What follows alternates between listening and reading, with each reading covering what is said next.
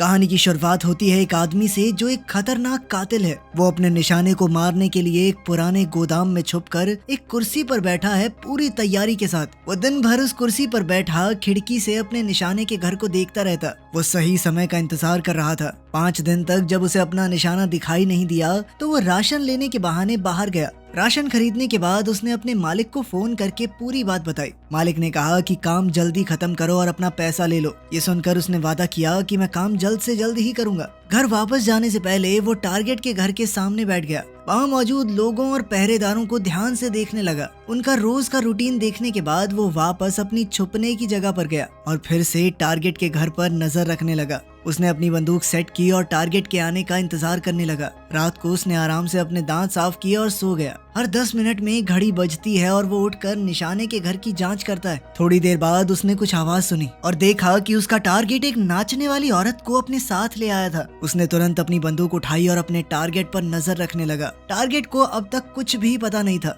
वो औरत उसके सामने नाचने लगी। कातिल ने सोचा कि जैसे ही उसका टारगेट सोफे पर बैठेगा वो गोली चला देगा, पर जैसे ही उसने गोली चलाई नाचने वाली वो औरत अचानक से टारगेट के सामने आ गई और गोली उसे लग गई। वो वहीं मारी गई। उसने फिर से गोली चलाने की कोशिश की लेकिन पहरेदारों ने खिड़की बंद कर दी थी और उसका निशाना चूक गया था। अपना ये मिशन फेल होता देख उसने तुरंत बंदूक को बोरी में रखा, पूरी जगह की साफ सफाई की और भाग गया। फिर अपने एक इलेक्ट्रिक स्कूटर पर बैठकर वो वहाँ से निकल गया। पुलिस को गुमराह करने के लिए उसने रास्ते में कुछ सामान फेंक दिया और फिर दूर निकल गया। कुछ दूर जाकर उसने वो इलेक्ट्रिक स्कूटर भी छोड़ दिया और अब पैदल चलने लगा। चलते चलते उसने अपना हेलमेट भी नदी में फेंक दिया और जल्दी से एक राशन की दुकान के बाथरूम में गया। वहाँ उसने अपना चेहरा साफ किया, दाढ़ी काटी, कपड़े बदले और फिर पूरे बाथरूम को साफ कर दिया ताकि कोई निशान न रहे। फिर उसने एक गाड़ी बुलाई और सीधा एयरपोर्ट चला गया। एयरपोर्ट पर पहुंचकर उसने बंदूक को कचरे के डब्बे में डाल दिया और हवाई जहाज की टिकट लेने के लिए लाइन में लग गया। जब वो लाइन में खड़ा था तो उसने देखा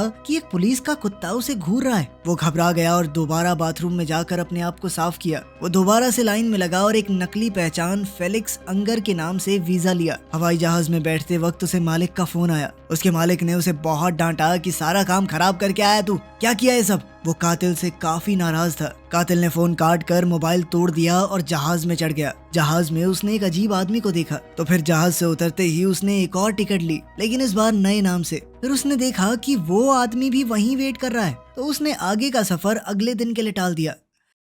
उसने एक होटल में कमरा लिया और दरवाजे पर जाल लगा दिया और खुद चाकू लेकर एकदम चौकन्ना बैठ गया कि जैसे ही कोई अंदर आएगा मार डालूंगा। लेकिन रात भर कुछ भी नहीं हुआ, कोई नहीं आया। अगले दिन वो प्लेन में चढ़कर अपने देश डोमिनिकन रिपब्लिक वापस गया। अपने घर पहुंचने पर उसने गेट के पास एक आदमी के जूते के निशान और जली हुई सिगरेट देखी। उसका शक पक्का हो गया कि यहाँ कोई तो जरूर है। उसने तुरंत बंदूक उठाई और घर की तरफ दौड़ा। घर के अंदर उसने खून के दाग देखे और समझ गया कि कोई तो घर में घुसा हुआ है। उसने अपनी गर्लफ्रेंड को फोन किया। जब उसने फोन उठाया तो वो अस्पताल में दौड़ता हुआ गया। वहाँ उसकी गर्लफ्रेंड उसे बेहोश कोमा में मिली और उसका भाई उसके साथ था। भाई ने बताया कि 2 कातिल, एक आदमी और एक औरत उनके घर में घुस आए थे। उनका असली टारगेट तो तुम थे, लेकिन जब उन्हें तुम नहीं मिले तो तुम्हारी गर्लफ्रेंड के ऊपर हमला कर दिया। उसने बड़ी मुश्किल से उन कातिलों से लड़कर अपनी जान बचाई थी, लेकिन फिर भी काफी चोट लगी। बचकर जब वो वहाँ से भागी और छुप गई तो उसने देखा कि वो दोनों कातिल एक हरे रंग की छत वाली टैक्सी में निकल गए। इस पूरी घटना को समझने के बाद कातिल ने फैसला किया कि वो रात भर अपनी गर्लफ्रेंड की देखरेख करेगा।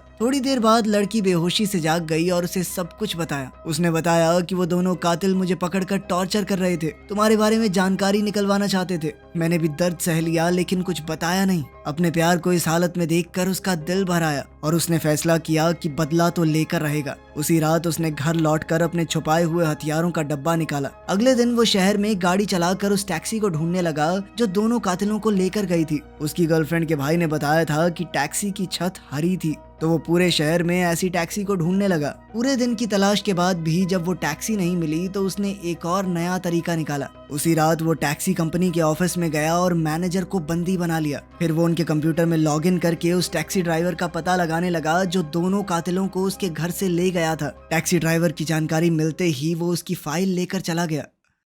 अगले दिन वो स्टेशन के बाहर उस टैक्सी ड्राइवर का इंतजार कर रहा था। जैसे ही ड्राइवर नौकरी के लिए आया वो उसका पीछा करने लगा और एक पैसेंजर बनकर उसकी गाड़ी में चढ़ गया। बेचारे ड्राइवर को कुछ नहीं पता था कि उसके साथ क्या होने वाला है। वो एक बेहद खतरनाक इंसान को पीछे बैठाकर शहर घुमा रहा था। जब ड्राइवर ने पीछे मुड़कर कुछ पूछना चाहा तो उसने कातिल के हाथ में बंदूक देखी और डर गया। उसे लगा कि ये कोई छोटा मोटा चोर है, इसीलिए उसने अपना वॉलेट निकाल कर उसे दे दिया। लेकिन कातिल को उसके चंद रुपए नहीं चाहिए थे। उसने बंदूक टिकाकर पूछा कि उन 2 पैसेंजर्स को उस घर से कहां पर छोड़ा। ड्राइवर को अपनी जान बचानी थी तो उसने बढ़िया दिमाग लगाया और अच्छे से याद करके सब कुछ बता दिया। उसने बताया कि मैंने उन दोनों को एक प्राइवेट एयरपोर्ट से पिक करके एक घर तक छोड़ा था। उसके बाद बाहर ही रुककर मैंने उनका इंतजार किया। जब वो वापस आए तो दोनों ही घायल दिख रहे थे, लेकिन मैंने कुछ नहीं पूछा। उसने उन्हें फिर से उसी प्राइवेट एयरपोर्ट पर छोड़ दिया जहां से उन्हें लेकर आया था और उसे पूरे पैसे मिल गए। थोड़ा याद करते हुए ड्राइवर ने ये भी बताया कि जब दोनों घर से बाहर आए थे तो आदमी की टांग बहुत बुरी तरह से घायल थी, लेकिन मैंने कुछ पूछा नहीं कि बड़े लोग लग रहे हैं, एयरपोर्ट से आना जाना है। सर मुझे मत मारना, मैंने उन्हें बस एयरपोर्ट तक छोड़ा था, मेरी कोई गलती थोड़ी है। इसके बाद कातिल ने कहा कि मुझे एक सुनसान जगह पर ले चलो। ड्राइवर ने कहा कि आपको जो भी पूछना है मैं बताने को तैयार हूँ, मुझे मारना मत। लेकिन अचानक कातिल ने उसे मार दिया और वहाँ से निकल गया। इसके बाद कातिल ने अपनी एक और नई पहचान बनाई, जिसकी मदद से वो हवाई जहाज की टिकट लेकर न्यू ऑरलीन्स चला गया ताकि वो उन दोनों कातिलों को ढूंढ सके जिन्होंने उसकी गर्लफ्रेंड को चोट पहुंचाई है। न्यू ऑरलीन्स पहुंचकर उसने एक बस किराए पर ली और खुफिया स्टोरेज यूनिट तक जाकर कुछ बंदूक और नया आइडेंटिफिकेशन कार्ड निकाल लिया। फिर उसने बस की नंबर प्लेट बदल दी और एक सफाई कंपनी के पास जाकर सफाई कर्मचारी बन के काम करने लगा। उस कंपनी में रजिस्टर करने के बाद उसे कुछ सामान दिया गया। कंपनी से वो सामान लेकर वो अपने मालिक की कंपनी के सामने पहुंच गया और सोचा कि अंदर घुसने के लिए सफाई करने का बहाना परफेक्ट रहेगा। जब वो बाहर खड़ा था तो उसे पता चला कि अंदर जाने के लिए एक पास चाहिए, तो उसने बिल्कुल सही मौके का इंतजार किया। जब माल ले जाने वाली गाड़ी आई तो उसके दिमाग में ख्याल आया। उसने अपना कचरे का डब्बा निकाला और दरवाजे की तरफ जाते हुए ऐसे दिखाया कि ये डब्बा तो बहुत भारी है और इस डब्बे को उठाने में उसे बहुत दिक्कत हो रही है। डिलीवरी वाले को लगा कि ये आदमी अपना पास कैसे निकालेगा, तो उसकी मदद करने के लिए उसने गेट पर अपना पास लगा दिया और लिफ्ट को ऑपरेट करने में भी मदद की। अंदर जाकर कातिल ने सफाई कर्मचारी होने का नाटक किया और कुछ देर बाद डिलीवरी वाला वहां से चला गया। फिर उसने अपनी बंदूक निकाल ली और अपने मालिक के दफ्तर में घुस गया। वहां उसने दफ्तर में अपने मालिक की सेक्रेटरी को देखा। उसने बंदूक की नोक पर सेक्रेटरी से मालिक को बंधवा दिया। उसने उसे धमकी दी कि दोनों कातिलों के बारे में जल्द से जल्द बताओ मुझे। डर के मारे मालिक ने कहा कि मेरा इस सब से कोई लेना देना नहीं है, मैं सच कह रहा हूँ। उसने बताया कि जिस कस्टमर ने फिरौती के पैसे दिए थे वो नाराज है क्योंकि काम पूरा नहीं हुआ। उसने ही वो गुंडे भेजे होंगे तेरी गर्लफ्रेंड पे हमला किया, जिन्होंने मारना तो वो तुम्हें ही चाहते थे पर तुम घर पर थे नहीं तो वो बेचारी हत्या चढ़ गई। साथ ही मालिक ने कातिल को डांटा कि तुम अपने शहर में वापस क्यों आए हो। उसने कहा कि जल्दी से अपनी पहचान बदलकर सालों के लिए कहीं गायब हो जाओ ताकि वो कस्टमर तुम्हें ढूंढ ना पाए। कातिल ने उसकी सलाह पर कोई ध्यान नहीं दिया और पास ही में पड़ी हुई एक नेल गन उठा ली। पहले उसने नेल गन का इस्तेमाल लैपटॉप पर किया और आंखों ही आंखों में धमकी दी कि अगर कुछ नहीं बताया तो अगली बारी आपकी है सर। लेकिन मालिक अभी भी पता नहीं किस ताव में था। उसे कातिल की धमकी बकवास लगी।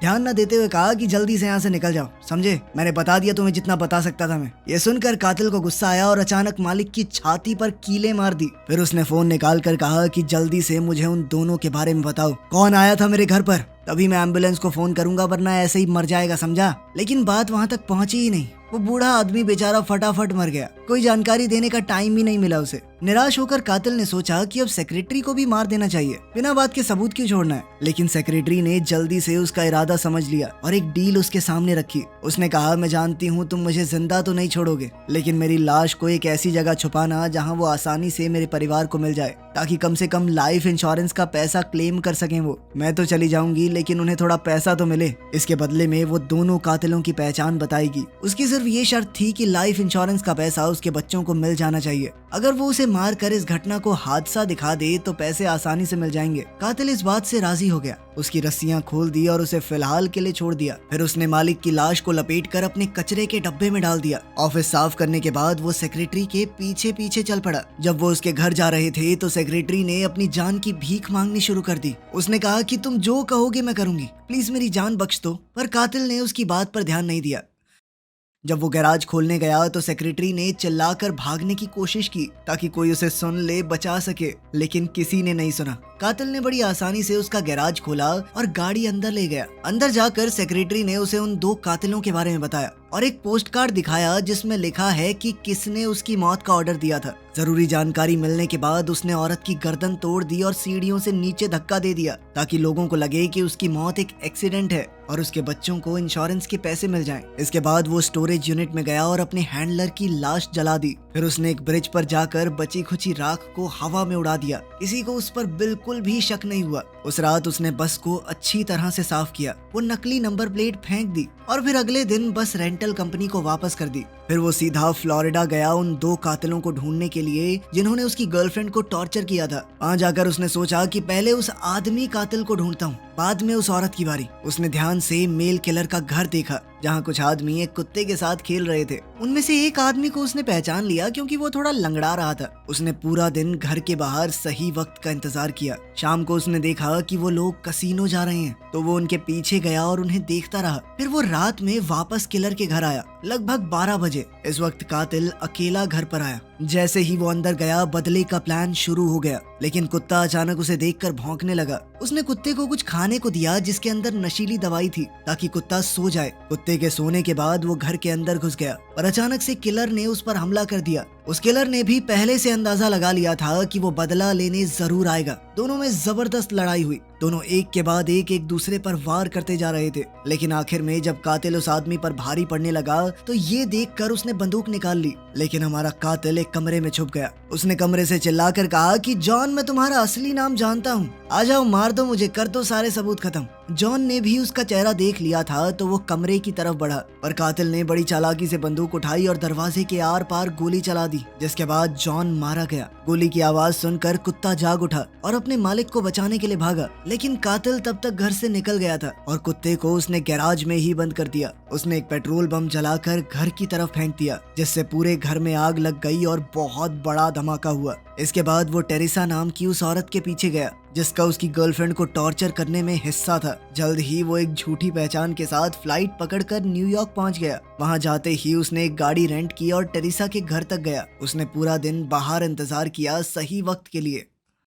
रात को उसने देखा कि टेरेसा घर से निकली और एक महंगे रेस्टोरेंट में गई। उसके साथ एक आदमी भी था। जैसे ही वो आदमी वहां से गया, कातिल अंदर घुस गया। टेरेसा ने उसे पहचान लिया और समझ गई कि वो उसे मारने आया है। उसने एक बहुत महंगी ड्रिंक ऑर्डर की और पूछा कि क्या तुमने अपने हैंडलर को मार दिया? कातिल ने सिर्फ हाँ में सर हिला दिया। उस औरत ने ड्रिंक ली और कहने लगी कि मैंने सब कुछ क्लाइंट के कहने पर किया है, मेरा तुमसे या तुम्हारी गर्लफ्रेंड से कोई पर्सनल बैर तो है नहीं। उसने कहा कि मैं तो टॉर्चर के खिलाफ थी, मेरा सीधा था, मैं सिर्फ तुम्हें मारने आई थी, पर जब तुम नहीं मिले तो जो मेरा साथी था उसने तुम्हारी गर्लफ्रेंड को टॉर्चर किया। ये सब सुनने के बाद भी कातिल ने कहा कि मैं तुम्हें छोड़ूंगा तो नहीं। इसके बाद टेरेसा उसके साथ चल दी एक सुनसान पार्क की तरफ ताकि ये फैसला किया जा सके कि उनमें से कौन जिंदा रहेगा। सीढ़ियां उतरते हुए वो गिर गई और अपना हाथ उसकी तरफ मदद के लिए बढ़ाया, लेकिन कातिल ने उसका हाथ नहीं पकड़ा। उसने सीधा उस पर गोली चला दी। उसका शरीर सीधा सीढ़ियों से नीचे गिर गया। टेरेसा कभी भी उसके ऊपर हमला कर सकती थी। उसने अपने हाथ में एक छुरी छुपा रखी थी। खैर, कातिल ने तुरंत पार्क छोड़कर शिकागो की फ्लाइट पकड़ी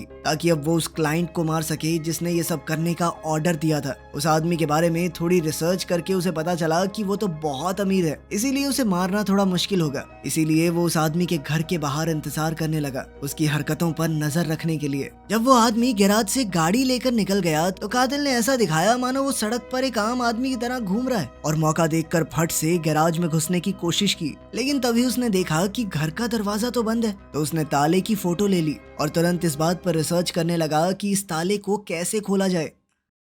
उसने ताला खोलने के लिए एक खास तरह के क्लोनिंग डिवाइस को ऑर्डर किया। फिर वो बैंक गया और अपने सारे पैसे एक दूसरे देश के अकाउंट में जेफरसन नाम के एक आदमी को ट्रांसफर कर दिए। इसके बाद वो एक लोकल डीलर से बंदूक खरीदने गया। जब उसका क्लोनिंग डिवाइस आ गया तो उसने उसी फ्लोर पर एक जिम का सेशन बुक किया जहाँ पर क्लाइंट रहता था। एक सफाई करने वाले से वर्कर पास चुरा कर उसने कॉपी बना ली। उसी दिन बाद में वो अपने फर्जी की कार्ड की मदद से बिल्डिंग के अंदर घुस गया और जल्द ही क्लाइंट के कमरे तक जा पहुंचा। क्लाइंट ने उसे पहचाना नहीं और कहने लगा कि तुम कौन हो, यहाँ कैसे घुस आए? कातिल को लगा कि ये बस अनजान बनने की कोशिश कर रहा है, तो कातिल ने सेक्रेटरी का दिया हुआ वो पोस्ट कार्ड दिखा दिया जिस पर सुपारी देने वाले का नाम लिखा था। पोस्ट कार्ड देखकर क्लाइंट को अचानक याद आया कि ये तो वही आदमी है जो पहले टारगेट को मारने में नाकाम हो गया था। जैसे ही उसे याद आया उसने कहा कि मेरा इस सब से कोई लेना देना नहीं है। उसने कहा कि जब तुम्हारा मिशन फेल हो गया था तो मैंने मान लिया कि चलो भाई इंसान से गलती हो जाती है, लेकिन तुम्हारा जो हैंडलर है उसने कहा नहीं सर ये कातिल की गलती है, सजा मिलनी चाहिए इसे, फेल हुआ है ये। तुम्हारे हैंडलर ने मुझसे $1,50,000 और मांगे ताकि तुम्हें मार दिया जाए और सारे सबूत मिट जाएं।